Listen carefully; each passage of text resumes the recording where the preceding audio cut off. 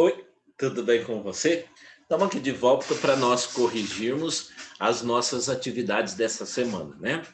Nós falávamos na nossa aula anterior sobre a escravidão no Brasil.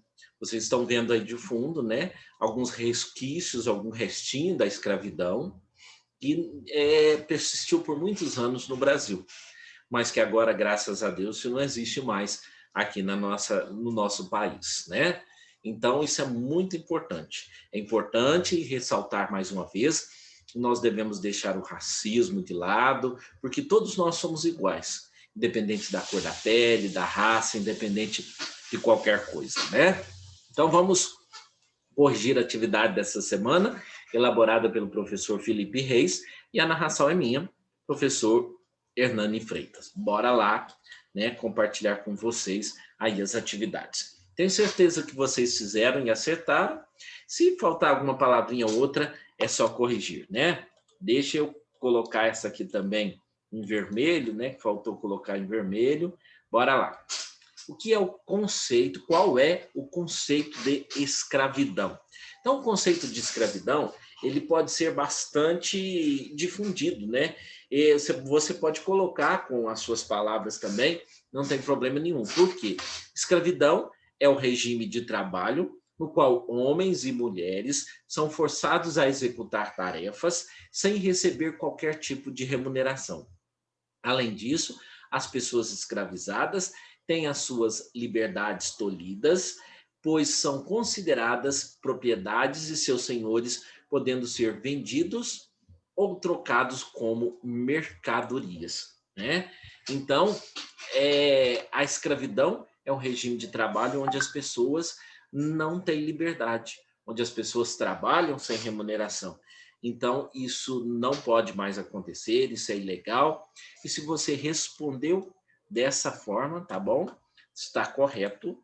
Se você respondeu com sinônimo e que tem esse mesmo sentido, também está correta. Parabéns para você, tá bom? Como era a escravidão na África? Olha, na África, no continente africano, não era muito diferente daqui, apesar de lá desses povos serem de lá, né? Então, havia no continente africano uma forma de escravidão que nada tinha a ver com a cor da pele. Os homens e as mulheres podiam ser escravizados porque eram derrotados em guerras ou porque eram punidos por crimes e por dívidas não pagas, né? Então, se um escravo tivesse filhos, seus descendentes também eram escravizados. E por isso a escravidão na África atingia uma linhagem, uma família dessas pessoas, tá bom? Então, essa é a resposta certa, e é bem diferente a escravidão lá na África da escravidão aqui no Brasil, né? O jeito em que ela é concebida lá, tá bom? Então, na número 3, como era o processo de captura das pessoas escravizadas na África? A principal forma, tá? A principal forma da obtenção desses escravos na costa africana eram os comerciantes portugueses que ofereciam mercadorias, né? Objetos como espelhos, roupas, escovas e principalmente fumo e cachaça em troca de africanos. Ou os africanos também eram capturados em guerras tribais e eram oferecidos pelos chefes, né, em troca desses produtos mencionados. E também podiam ser laçados, né, eram trocados, isso aí era conhecido como escambo, ou seja, troca, né, era como se fosse uma mercadoria. Muito triste isso. A número 4, como era feito o transporte dos escravos? Os escravos eles eram transportados para o Brasil nos porões dos navios negreiros. Então, eles eram apelidados de navios tumbeiros, porque eram tumbas ambulantes, né, tumbas flutuantes, e muita gente morria na vinda da África para o Brasil. Então, esses corpos eram jogados ao mar, né?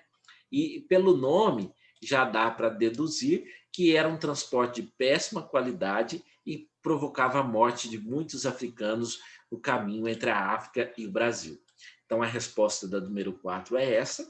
Se você tiver mais alguma dúvida, você pode perguntar, pode questionar aí com seu professor, tá bom? Questão número 5, como funcionava o comércio de escravos no Brasil?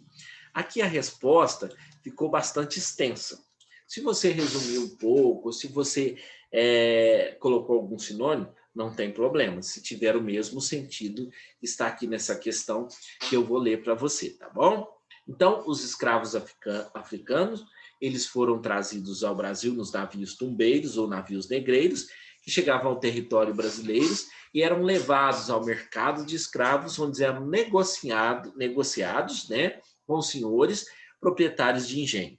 No Brasil colonial, os principais mercados de escravos se encontravam nas regiões litorâneas, principalmente na região Nordeste e Sudeste, onde estavam os principais engenhos de açúcar, né? No mercado, os compradores examinavam esses escravos, né? Nos documentos históricos não se falava escravo, mas sim de peças. Portanto, eles examinavam essas peças como se examinasse um objeto, uma mercadoria, um animal, um cavalo, qualquer coisa assim. E as principais observações que os compradores queriam verificar nessas peças era a rigidez dos músculos, eles olhavam os dentes, né? Olhavam os olhos, os ouvidos, solicitavam que os escravos saltassem, girassem, para constatar se suas condições de saúde estavam legais. E além dessas observações, os compradores examinavam as partes íntimas dos escravos a fim de constatar alguma doença. Muito triste isso, né? Então, esses escravos foram tratados como se fossem animais, como se fossem objetos. E isso hoje é inconcebível de acontecer. Hoje isso não pode acontecer. E a número 6, é correto afirmar que o trabalho escravo ainda existe? Justifique a sua resposta. É uma resposta pessoal, a qual você vai responder.